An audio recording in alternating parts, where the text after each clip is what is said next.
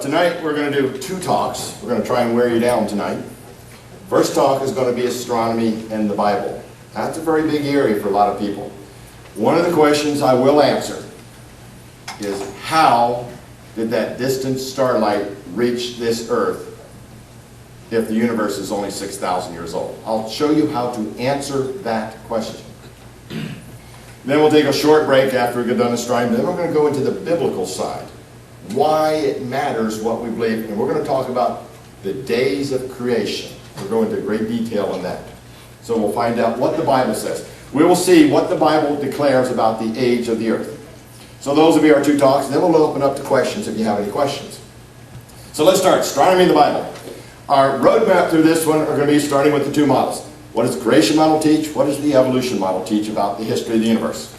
Then we'll look at something called evidence for age. We'll just take a look at a couple evidences for age, because we're commonly taught the universe is about 13.7 billion years old now. That's the current finding now. Then we'll take a look at origin of stars. Where did all these stars come from? Then we're going to look at scientific evidence and the Big Bang. We're going to compare the Big Bang against scientific evidence. Then we'll end with something called the Bible and Big Bang cosmology. Do they go together? So that's our roadmap. Let's start here. The two models. The evolution model and theistic evolution model. Now, theistic evolution model, we're talking about that group that talks about the day-age theory. The days of creation were long, indefinite periods of time. The gap theory, which puts billions of years of geologic time between Genesis 1:1 and Genesis 1:2, between those two verses. And I'm also going to put in there something called progressive creationism. Also, the days of creation were long, indefinite periods of time. So evolution and theistic evolution all believe in the Big Bang. They all believe the universe is 12 to 15 billion years old, and they all believe that stars evolved or formed by natural processes. God did not create them. Then there's the biblical model, which teaches God spoke the universe into existence. The universe is young, not billions of years old, and God created the stars. They did not evolve by natural processes. So we have a clear distinction between those models. Now, let's take a look at some of the implications of the Big Bang cosmology. It's associated with long ages and stars evolving into existence by natural processes. What does that mean to the Bible? Well, first of all, once you put billions of years out there, it means the days of creation were not literal days, they were long ages. It also means God's very good includes billions of years of death and decay, once you put billions of years in there. It also means there was death before sin. It also implies the Genesis flood was not a worldwide flood, and we're going to discuss that in the second talk in great detail. It also means Colossians 1:16, where God says He created all things. It doesn't mean all things. And it also means this. What did the heavens declare? The glory of God or evolved things by natural processes? There are tremendous implications to our biblical interpretation once we bring in Big Bang cosmology. So let's look at this. Evaluating the evidence. The textbooks and journals overwhelmingly state that the Big Bang is true. We have billions of years of universe history. And the stars took billions of years for that light to reach us. That is the Big Bang cosmology. That's what textbooks all talk about. But here's the question. Are we being given all the evidence?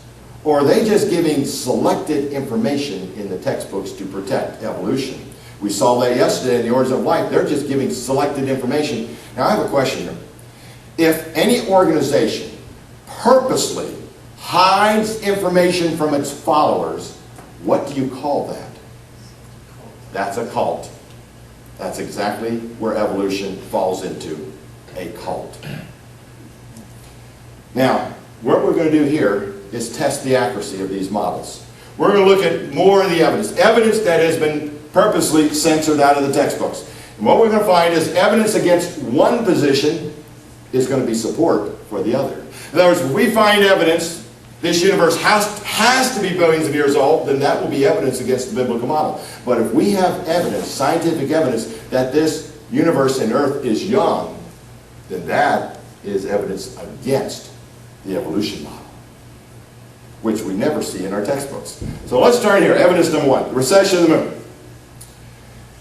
The Earth and the Moon are objects, they're masses. So the Earth is pulling on the Moon, but the Moon, being a mass, is also pulling on the Earth. And what we have is this gravity going back and forth, and we actually have the Moon is receding from us. Uh-oh. Anybody worried about that? The Moon is actually receding from us. Right where we sit today, it is receding from us. Anybody worried about the tides? Well, let's see what we have here. That's according to Newton's third law of motion. It's actually receding from us at a rate of 4 centimeters a year. That bother anybody? No, not in our lifetime for sure. That's about a little under 2 inches a year. A little under 2 inches a year. But let's take a look at this 2 inches a year, and let's go backwards in time and see what that does. If we were to go back about 1,000 years, that means the Moon is about 125 feet closer to us. No problem at all. Well, the Moon is what, about 250,000 miles away from us, so what's 125 feet? That's going to be no effect at all, is it? No problem there. But if we go back a million years, now it's about 28.4 miles closer. Still insignificant in terms of tides and anything else.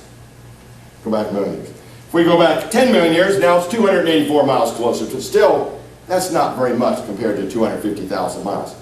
Now, how old is this solar system according to the evolutionists? About 4.5 billion years. That's what they stick to, 4.5 billion years. If we go back 100 million years, now we're 2,840 miles closer to us. Not much difference, not a lot of difference. We go back 1 billion years, we're 28,400 miles closer. Now we have some difference in the tides. But the way this works, it's not a linear progression back. Because if you go back 1.4 billion years, the Moon's in contact with us. We have a major problem, or somebody has a major problem with the age of this Earth and Moon relationship now. 1.4 billion years, the Moon's in contact with us. That is evidence against a 4.5 billion year old solar system here. And they haven't figured this one out yet. Now we know what happened to the dinosaurs. They got tired of drowning twice a day. Let's go to another one. Comets. Now what's a comet? It's a big dirty ice cube. Basically what it is. It's got a small core, mostly big dirty ice cube. Now if this solar system is 4.5 billion years old, there is a problem on the evolution story here. Because we take these comets, we divide them up into short period comets and long period comets. What's the difference? Well, short period comets are those comets that circle around our sun every 200 years or less. Long period comets are those ones that circle around our sun every 200 years or longer. Well, here's the situation. If this solar system is 4.5 billion years old, all those big dirty ice cubes, those comets, should have been disintegrated. There should be no comets left. They should have all burned up a long time ago. Because every time they circle around our sun, what do they lose? Some of their mass. After so many times going around, they're all burned up. So what do we have? The evolution model postulates they being replaced by something called the Oort cloud.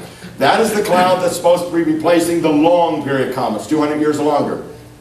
Now what do we know about this Oort cloud? Well, here's your definition. This Oort cloud is a ring of comets that circles way out there. So far out there, and get this story, so far out there, nobody can see it. Got that now? Isn't that called faith? What is the definition of faith? A belief without any observable evidence. That's faith. So that's what they're doing. They're putting faith in the mouth. So far out there, nobody can see it. And every once in a while, one of these comets from that ring somehow comes in and starts circling around our solar system and our sun. Well, let's see what we know about it. There are some problems with the Oort cloud. One, it's never been observed. Secondly, there's no evidence that it exists. And third, there wouldn't be enough mass in this Oort cloud to exist for very long.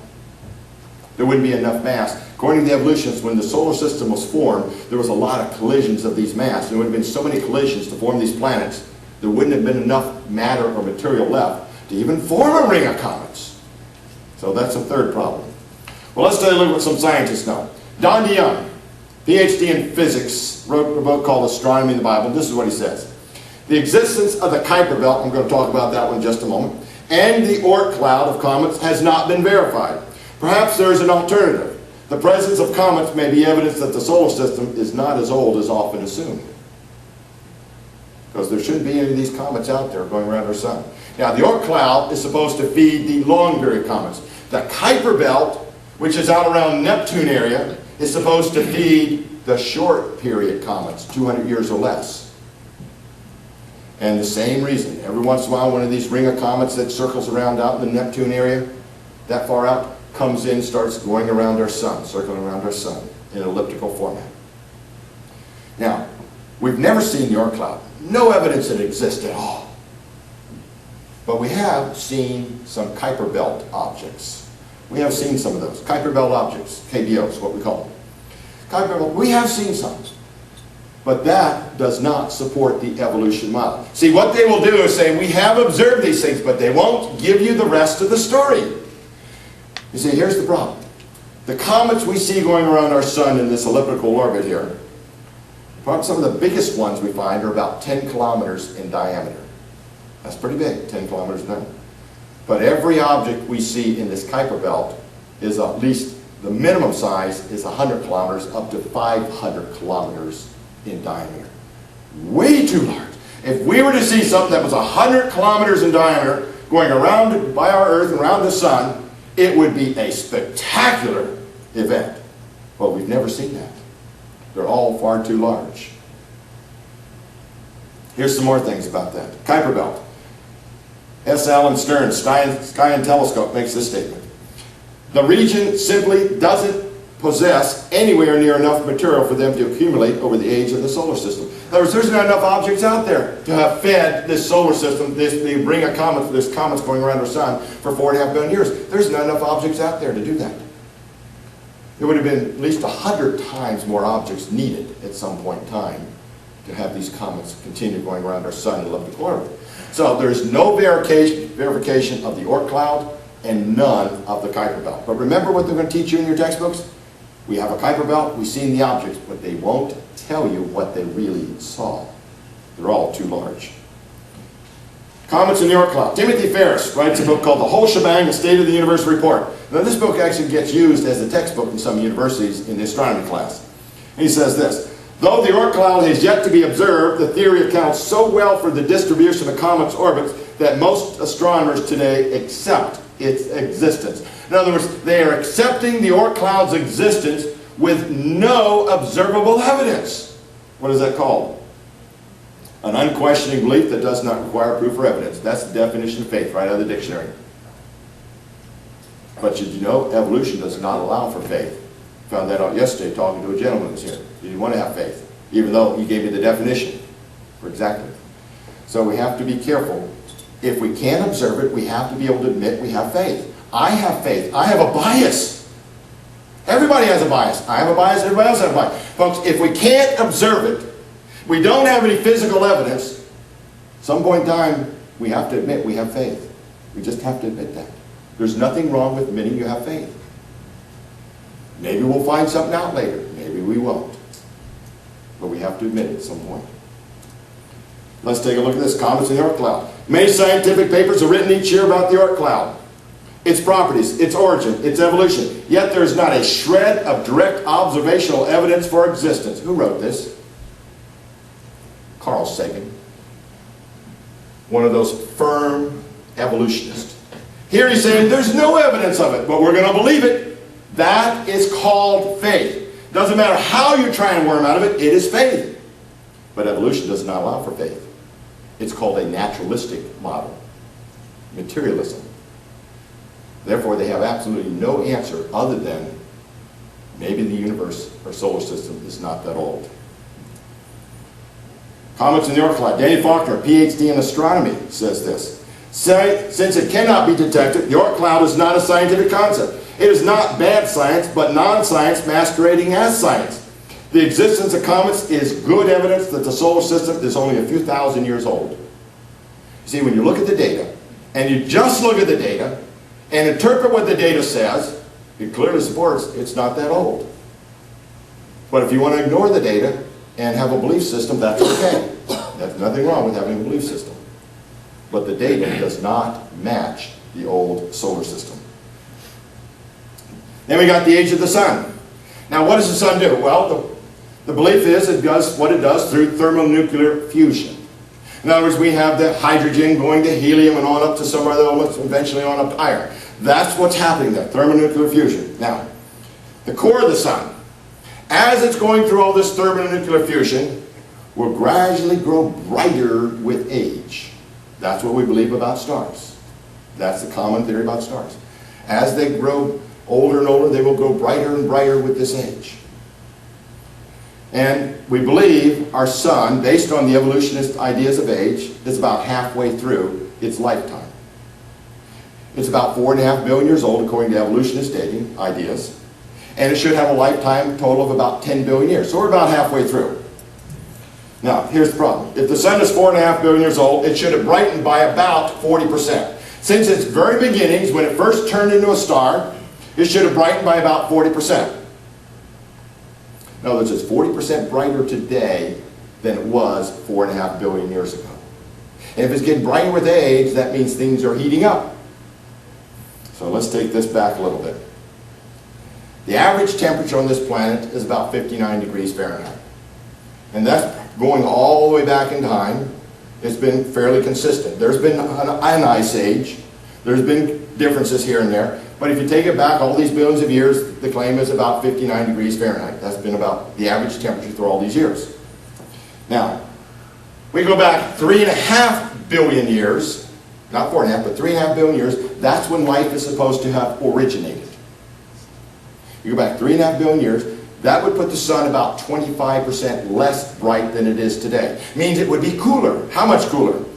Well, it would put the average temperature on this planet below freezing. Now, what is one of the things evolutionists requires for the origin of life? Heat. But the average temperature on this planet would be below freezing if the sun was 25% less bright than it is today. That is a problem for the evolution model that does not get discussed. Galaxy formation. Here's a couple of spiral galaxies. We have different types of galaxies. We have spiral galaxies, we have elliptical galaxies. But there's a problem with this. The measurements show that these elliptical galaxies, or the spiral galaxies with these long arms going around, as they're going around, rotating around these these galaxies here with these long arms, they should gradually lose their shape and turn into a great big blob. But there's a problem there. When the Hubble telescope looks out there and veers back into the universe there, they see some of these galaxies that still have their spiral shape. They should have lost that spiral shape a long time ago. They look identical to very close-in galaxies, which are supposed to be some of the younger galaxies, according to the evolutionists. They should have lost their spiral shape. Good evidence that they're not that old. Galaxies, formation of galaxies. Joseph Silk, professor of astronomy at the University of Oxford, wrote a book called The Big Bang, writes this: many aspects of the evolution of galaxies cannot yet be determined with any certainty. In other words, we don't have a clue how the galaxies form. We don't have a clue. We have a lot of guesses, but no real science that supports it. Galaxy formation, the facts on file dictionary of astronomy. You've got to trust this book because it's got the word facts in it. You've got to trust it. Let's see what they say. The facts on file dictionary. Galaxies must have condensed out of the gases expanding from the Big Bang. Details of the formation of galaxies are still highly uncertain, as is their subsequent evolution. Notice those words, must have. That's not science at all. But you know, I see this in the biology textbooks, must have, could have, we think, we believe. Why in the world should evolution have to use those kind of statements? Maybe because they don't have any scientific evidence. So they're trying to force a belief on people. Folks, we need to keep science at the science classroom. Don't say words like must have. Why don't you just say, we don't know, and be honest about it. But then notice they say must have condensed. But let's look and see what they have to say. Because doesn't that sound like a lot of faith there?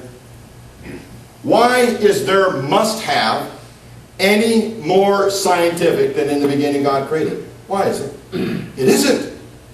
There's no justification for putting a statement like that in the textbook and calling it science and not allowing in the beginning God created in the textbooks. Other than textbook writers have a personal belief and they want everybody else to have that belief too. See, it's not science once you have to use words like that. Evidences of a young universe, recession of the moon, comets, age of the sun, galaxy formation are all strong evidences that go against the evolution model. All of these are kept from the textbooks. So let's go to this one now, origin of stars. This is an important one here, origin of stars. And what I want to do when I get done this origin of stars, I'm going to show you how to answer the question, how did that distant starlight get here? I have about 4 different ways to answer it, but I'm going to show you the easiest way to answer it. And again, on this whole origin of stars, are we being given all the information? Or are we just being taught selected information? Well, let's take a look at the origin of stars. The evolution model says stars evolved billions of years before the Earth. The instant evolution model states what? Stars evolved billions of years before the Earth. Not a lot of difference there, is there? The biblical model says God created the Earth on day 1, and on day 4 he made the stars. There's a big difference now, isn't there? Big difference between theistic evolution and the Bible, and the big difference between evolution and the Bible. Well, let's take a look at the origin of stars. Hugh Ross, who is an astronomer, one of the leaders of the progressive creationist movements, a theistic evolution type model here, this is what he has to say. The entire process of stellar evolution is by natural processes alone. We do not have to invoke divine intervention at any stage in the history of the life cycle of stars that we observe. Now, what is he saying here? At no stage do we have to invoke God. It can all happen by natural processes. And this man and progressive creationist movement says that is a literal interpretation of the Bible. Well, let's see. Does that statement agree with God's Word? Well, let's take a look what the Bible has to say. Genesis 1:16. And God made 2 great lights, the greater light to rule the day and the lesser light to rule the night. He made the stars also. That settles it right there, doesn't it? That should settle it right there, but it doesn't for some of these people. They want to believe the evolutionist model because they want to be friends with the world. Let's see some more here. Isaiah 40:26. Lift up your eyes on high, behold, who hath created these things, that bringeth out their host by number. And there's more. Psalm 8:3. When I consider thy heavens, the work of thy fingers, and the moon and the stars which thou hast ordained. And we have more. Exodus 20:11. For in 6 days the Lord made the heaven, the earth, the sea, and all that is in them. Psalm 19:1. The heavens declare the glory of God. Psalm 33:6. By the word of the Lord were the heavens made, and all the host of them. Psalm 148:5. For he commanded, and they were created. Isaiah 45:12. I, even my hands, have stretched out the heavens, and all their host have I commanded. Nehemiah 9:6. Thou, even thou, art Lord alone, thou hast made heaven, the heaven of heavens, and all their host. Are we seeing a pattern here?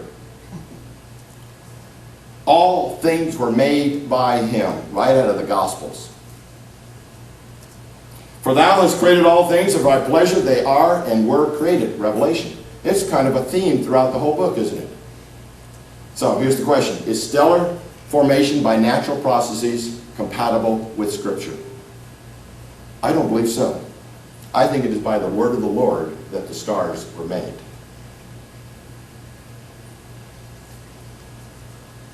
Well, let's take a look at this a little bit more here. That's what the Bible teaches. But does that agree with observable science? See, we have to be fair on this side now. The Bible says one thing, and if we're going to say the Bible is true, the science should support it. But that's not what we read in the books. So let's take a look at this. The popular theory for how stars form is we get these nebulae, these gas and dust clouds rotating around out there, and they begin to gravitationally collapse in, form a protostar, then over time they form into a star. Now, is that true? No, it's not. Just because it's in the textbook doesn't make it true. Piltdown Man was in the textbooks for 40 years. It wasn't true. Nebraska Man was in the textbooks. Vestigial organs were in the textbooks. They weren't true. Many other things are in textbooks that are not true. Even history books, they're not true. Why isn't this true then? Well, when you get a nebula out there rotating around, this gas and dust cloud, as it rotates around, it will begin to gravitationally collapse inward.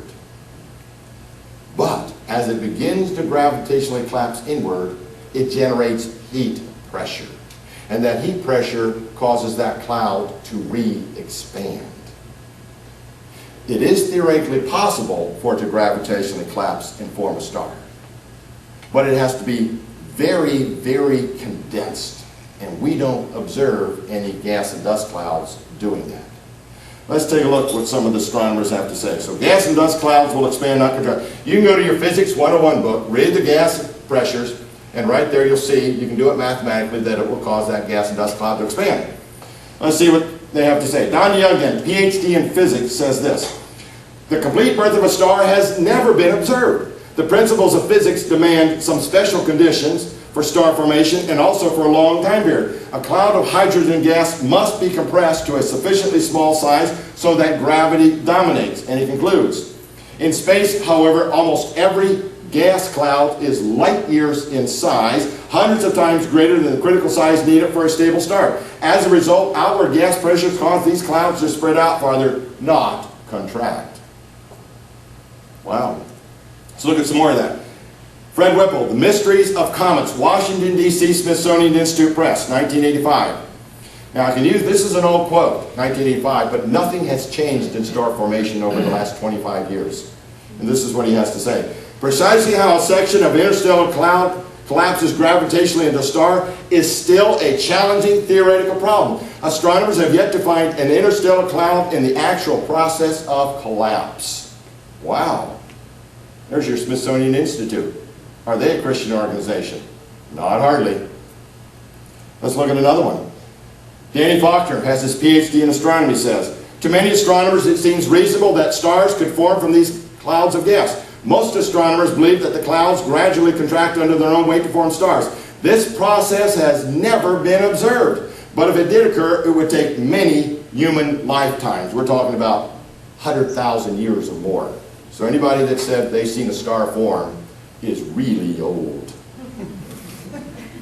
And then he concludes, it is known that clouds do not spontaneously collapse to form stars. The clouds possess considerable mass, but they are so large that their gravity is very feeble. Any decrease in size would be met by an increase in gas pressure that would cause a cloud to re-expand.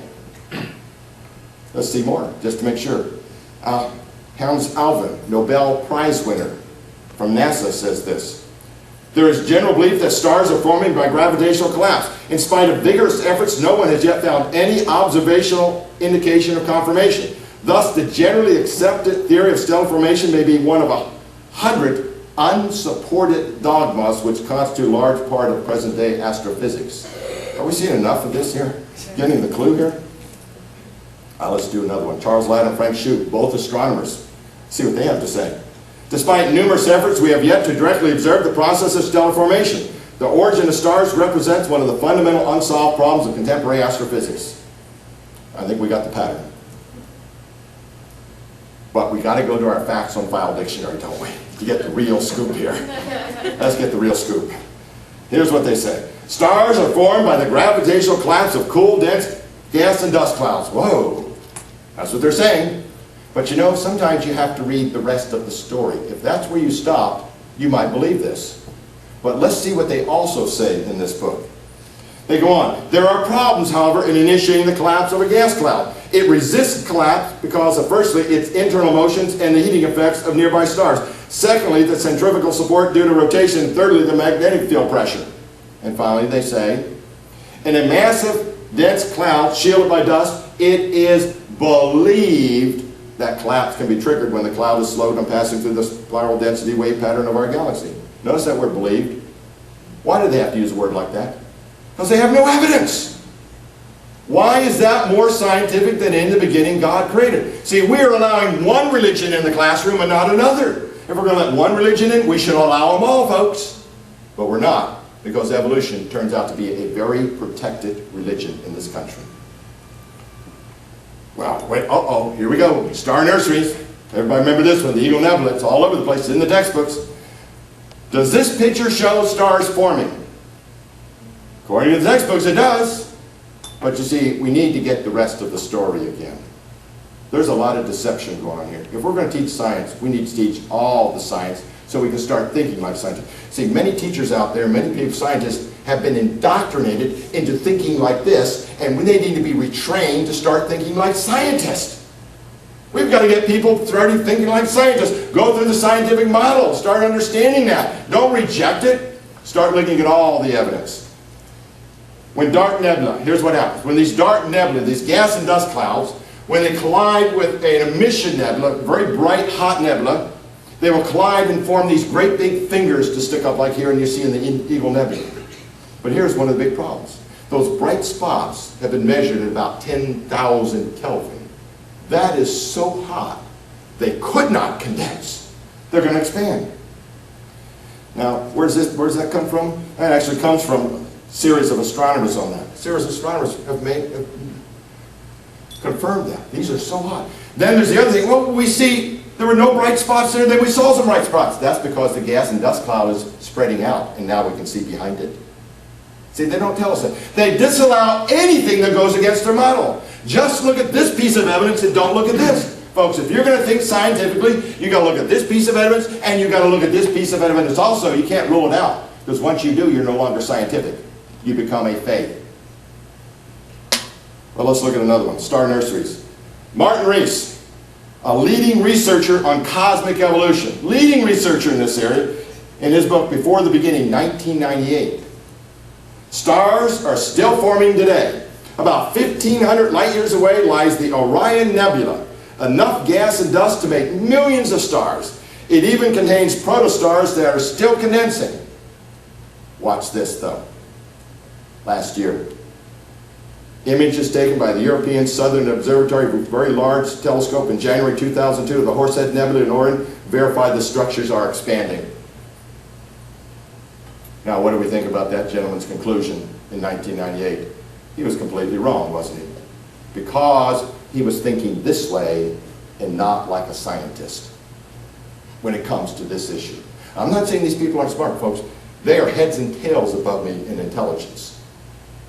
But you can have all the great work and all the intelligence, but if you start with the wrong assumption, your conclusion will be wrong too.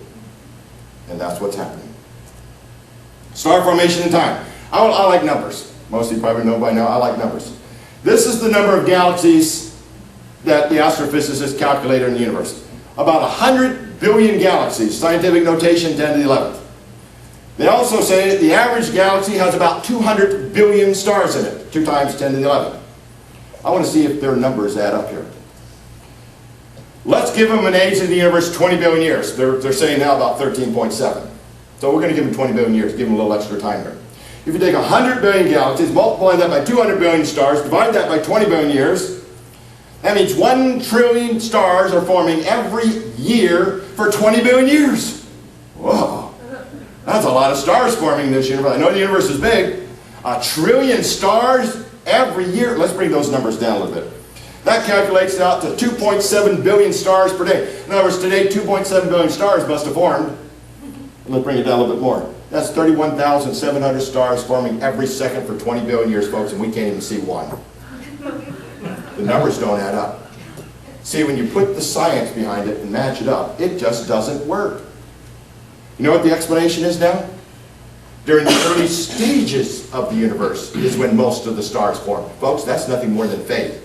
That's hiding your evidence. That's hiding everything. And now some of the evolutionists, in order to fix this Big Bang model, the evolutionists are saying this now, that in the early stages of the universe, in the very beginnings of the universe, light was much faster. And it slowed down to a constant. What? Wait a minute. We're just making things up as we go along. Folks, why can't we just keep it to science, what we can observe? Quit making up data and then forcing our students to learn this stuff. That's not right. We need to keep it to science. If we don't know, just be honest about it and say, we don't know. Let's look at some more. Textbooks, are they correct? Prentice Hall, Earth Science, 2001. A nebula is a large amount of gas and dust spread out in immense volume. All stars begin their lives as part of nebula. Gravity can pull some of the gas and dust in a nebula together. Their inner cloud is then called a protostar. A star is born when the contracting gas and dust becomes so hot that nuclear fusion starts. Is that true? Absolutely not, folks. What in the world are we teaching our students? Not science. This statement is not based on science at all. It is based on nothing more than a belief in evolution. We need to get back to teaching science. That is called deception by omission. By omitting the science, they are deceiving our students, deliberately deceiving them. So, conclusion on star formation. Marcus Chow, Let There Be Light, 1998. The truth is, we don't understand star formation at the fundamental level. That's it, right there. We don't. Why can't we just say that in our textbooks? Because, folks, when it comes to evolution, the evidence doesn't matter. All that matters is our students go out of there believing in evolution. But you know, all the indoctrination they're getting in schools, a majority of students are coming out of there not believing evolution. Isn't that amazing? That's all they get in schools is indoctrination with evolution, and they still don't believe it, many of them. Why? Because it does not make scientific sense. That's why. They can't present the observable evidence. Why believe in something if you can't get the evidence? I already have a faith. Tell me about your faith, and I'll tell you about mine. That's what it comes down to. Now, if this universe is billions of years old, how did that distant starlight get here? Let me answer that question. Here's the best way to answer it. There's a scientific way using gravity and time. I have a book, one of my own books back there. You can read through that if you want. The first chapters are okay. Then he gets into all his mathematical equations if you like those things. I do. Here's how you answer that question. When somebody says, how did that distant starlight get here? This is your response. I will tell you how that light got here if you will tell me where the first star came from. No stars, no light. Let's talk about something else now. That's it right there. No scientist on this planet can state how that first star got here other than a faith-based condition. We're on a level playing field now. I don't have to worry about the light if you can't tell me where the star came from. Tell me where all these trillions of stars came from. I need the observable evidence. If you can't give me the observable evidence how 31,700 stars formed every second for 20 billion years, folks, then you're asking me to accept your model by faith. I already have a faith. Tell me about your faith, and I'll tell you about my faith. That's where it comes. That's where it goes. Doesn't take long to break down the science argument and get to the real condition. See, it's not about this. It's not an intellectual battle at all. It's here, folks. Some people have willfully rejected Jesus Christ. That's what it comes down to. Our job is simply to go out and give them the truth. If they don't want to accept it, that's fine. We don't want to attack somebody else's faith. We don't want anybody attacking our faith. People have the right to have their own faith. But we should be letting them know the truth. Let people know the truth. So question, why do so many textbooks state we know how stars form? Well, it goes back to this statement. Evidence doesn't matter. All that matters is we believe in evolution. So let's go to the next part.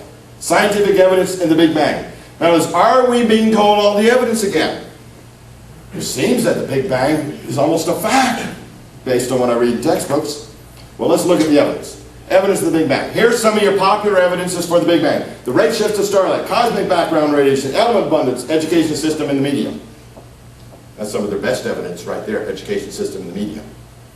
But let me show you the evidences that contradict the Big Bang. Redshift of starlight, cosmic background radiation, galaxy formation, spiral galaxies, supernova remnants, distribution of galaxies, first and second laws of thermodynamics, medium heavy elements, star formation. Wow. And we can go on and on there too. Did you know about 90% of the universe is missing? Anybody here take it? It's kind of cold, dark matter. 90% of it's missing. We can't find it. It's just not the matter we can see out there. See, as a creationist, we can take it or leave it, but the evolutionists have to have it for their model. So they're looking desperately for this dark matter. Well, I want to take a look at just one of these pieces here. We're going to look at just one of them. And I want to start with the Big Bang. What do we know about the Big Bang? What is this Big Bang? Well, here's your handy space answer book, 1998. 15 to 20 billion years ago, the Big Bang or explosion occurred, creating the universe. The universe began as an infinitely dense hot fireball scrambling in space and time. Now, don't get the idea the Big Bang is like a dynamite explosion. That's not the picture we have. The Big Bang is a hot fireball. It's an expansion of space and time. That's what it is. It's an expansion, a hot fireball expansion of space and time. It is not like a dynamite explosion. So we need to forget about that. Get that picture out of your mind. That's not it. So space and time is expanding. And there's some critical things this is going to be built on. The Big Bang model, expansion of space and time. Here's what we're saying. Here's our original matter. Where did that come from? It's a pretty good question. It is a legitimate question too. And it gets ignored. Why? Because the evolutionists don't have an answer. Folks, if you don't have an answer, just say you don't have an answer. Don't ignore it. You're not being scientific then. Here's your original map, and here's what happens. Space and time expands out, and then what we have is a universe with no center. That is critical to the Big Bang model. A universe with no center. Not many people ever read that, but that's part of the Big Bang model. It's kind of like, I'll give you a rough analogy. You got a balloon, you blow it up, you have all these dots on it, and as you blow it up, everything expands. And where are all the dots? They're on the skin or edge of that balloon. That is the universe. What's in the middle? We don't know. According to the evolutionists, there's nothing there. That's the model. And that is critical. Now, does this sudden introduction of matter and expansion sound something like a miracle? Well, let's see what Paul Davies has to say about it. He's a physicist and an evolutionist. In his book, The Edge of Infinity, he describes the Big Bang this way. The Big Bang represents the instantaneous suspension of physical laws, the sudden abrupt flash of lawlessness that allows something to come out of nothing. It represents a true miracle. Whoa. That's exactly what it is. The evolution model clearly relies on miracles here. Where did the matter come from? What caused it to expand? Because you know every effect has to have a cause, and there is no explanation for that. So it's being taught on a faith-based issue. So why is that any more scientific than in the beginning God created? Because there is no physical evidence where the matter came from, nor what caused it to expand. No evidence whatsoever. Will we find it? No, you won't. Because it's an historical thing. Can't be repeated. Well, let's go a little further. The Big Bang. Richard Goat, PhD in astrophysics. Implications of the Copernican principle. Anybody remember Copernicus? Did he preach heresy in his day? What did he say? The earth is not the center of the universe. And everybody got on top of him for that. But you know, that is part of the Big Bang model now. Two key things to understanding the Big Bang. One, it has no center. And secondly, it's homogeneous. Meaning, regardless of where you are in this universe, it's going to look the same everywhere. There is no special place in this universe. That is critical to the Big Bang. Here's what he says. The idea that we are not located in a special spatial location has been crucial in cosmology, leading directly to the Big Bang theory. So two things. No center, no special place. Means no matter where you're located in the universe, look out there, it will always look the same. Well, let's look at some of that. And I want to use this one, the redshift of starlight. That is popularly used as strong evidence for the Big Bang, that the universe is expanding. Now, redshift, light spectrum. Let me give you an analogy of what we're talking about. We've probably heard of something called the Doppler effect. Let me give you an idea of what we're talking about here, redshift of starlight. Because we have our light spectrum here. We have the ultraviolet one side, the blue side. We have the infrared, the red side. Red and blue sides here. Now, let me give you, let's say a car was approaching you, and its horn is on all the time. As that car approaches you, what happens to the sound, the pitch of the sound? It gets higher and higher, doesn't it? Why? Because the sound waves are being compressed as it's nearing you. But once that car goes by you and is going away from you, what happens to the pitch of the sound? It gets lower and lower because the sound waves are being stretched out. The same thing applies to light. If a light source is moving towards you, you will see it show up on the blue side of the light spectrum. It's not blue light. We're not talking about blue light or red light. Just the elements will come down onto the blue side. But if a light source is moving away from you, it will show up on the red side of the light spectrum because the light waves are being stretched. Almost everything we observe in this universe is redshifted, which gives a very strong indication of a Big Bang back in history and everything is expanding. That's what we get in the textbooks. So, light source moving towards you, compressed. Light source moving away from you, stretched, red side. Redshifts are used to describe the expansion of the universe, the distance of a galaxy from the Earth due to the stretching of the light waves. That's what's in the textbooks. That sounds pretty good, very convincing. Redshift interpretation. Let me give you an example here. If we saw a galaxy at this distance, it might show up on this side of the redshift. If we saw a galaxy further away, it would show up further to the right on the redshift. If we saw a third galaxy that was even further away, it would show up further on the red side. So that's what we're saying here. It's a measure of the distance of these galaxies. Now, if evolution is true, remember their model is based on what? Homogeneous universe. Everywhere we look, it should be the same. We should find these redshifts all up and down that light spectrum. All up and down. In other words, this is kind of what we should see. Redshifts all up and down that light spectrum. Everywhere we look, we should find galaxies on that redshift line, all up and down. But the fact, notice, the fact is that is not what we observe. What we observe is this. Those redshifts are coming in distinct quanta, distinct distances, at 1 million light year distances.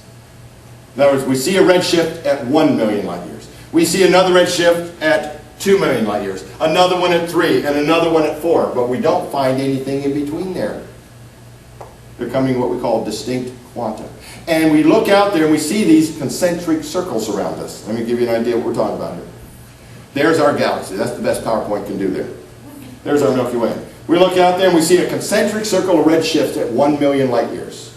We look out a little further. We see another concentric circle around us of redshifts at 2 million light years. We look out a little bit further. We see a redshift concentric circle around us at 3 million light years. Has this been confirmed? Because it's going to have a very important part in this cosmology and the Big Bang. Has it been confirmed? Well, here's a couple of astrophysicists in their astrophysical journal back in 1984. Almost 20 years ago, this is what they said. There is now firm evidence that redshifts of galaxies are quantized, meaning we have them in these concentric circles around us. However, back in 1984, most people did not want to believe this. That can't be true. Well, here's some astrophysicists said it is. They've observed this. But the world said, no, we're not going to bother with that. Well, let's see a little further. Redshifts. Russell Humphreys, PhD in physics in Technical Journal. I have his book back there, Starlight and Time. Incidentally, he is an award-winning physicist. Astronomers have confirmed that numerical values of galaxies' redshifts are quantized, tending to fall into distinct groups. That would mean the galaxies tend to be grouped in conceptual spherical shells concentric around our home galaxy. This is going to have great repercussions here. Let's look a little more here. Confirmation by the Hubble. Here's a 1997 Journal of Astrophysics and Astronomy. The redshift distribution has been found to be strongly quantized in the galactic concentric frame of reference. The phenomena is easily seen by eye and apparently cannot be ascribed to statistical artifacts, selection procedures, or flawed reduction techniques. In other words, what he's saying there, it has been observed. So well observed, the Hubble telescope has confirmed this out beyond 1 billion light years now. Wow. What does all this mean? What does it mean to the Big Bang? Well, Russell Humphreys puts it together here in his book, Starlight and Time. The quantized distribution of galactic redshifts observed by various astronomers seems to contradict the Copernican principle and all cosmologies founded on it, including the Big Bang. In other words, the only way, the only explanation we have for why we can see concentric circles around us in the redshifts is that our galaxy has to be within 1 million light years of the center of the universe. I'm not talking geocentricity now, where the Earth is the exact center. We're talking galactic centricity, where our galaxy is near the center. It could be moving, but it is near the center. The observable data supports that today. And this was founded by the evolutionist astronomers almost 20 years ago, and it has been confirmed by the Hubble telescope. What does that mean to the Big Bang? What did the Big Bang say? There is no center. And there's homogeneous universe. Well, it is not homogeneous, and there is a center, based on the observed data. Isn't this great? Did anybody see this in the news? No, it is being, they're doing their best to hide this information. I got a lot of astronomy books at home, not one of them mentions this yet. Implications. Halton Arp. Now, he is a very big evolutionist astronomer, extremely good astronomer. When he made some of these discoveries, they ostracized this man. In other words, if you go against the norm, they don't want to have you. That's not called science. Science is based on looking at all areas here. You see, if you go against evolution, they don't want you anymore. Here's what he has to say. The fact that measured values of redshift do not vary continuously but come in steps, certain preferred step values, is so unexpected that conventional astronomy has never been able to accept it, in spite of the overwhelming observational evidence. But what do we know about evolution? Evidence doesn't matter. All that matters is you believe. And if anything goes against your model, get rid of it. That's what we're seeing in the evolution model. But that's not science. We need to get back to thinking like scientists and acting like scientists, not forcing ideas. Implication, quantized redshifts. Summary of evidence is what we've seen here. Evidence appears to purport the Big Bang only when contradictions are ignored. That's called our textbooks. The Big Bang model is constantly changing to match the data. The Big Bang model cannot explain much of observed data. In other words, are the evidences for the Big Bang good enough to warrant billions of years of time now? Not at all. Because the observable data does not match Big Bang cosmology. So let's go down to the last part now. The Bible and Big Bang cosmology. Can we combine them? Well, the Bible and time of creation. Here are 12 biblical evidences why a day is a literal day. And I'm going to go through these in detail, some of them in the next talk. 12 biblical evidences why a day is a day.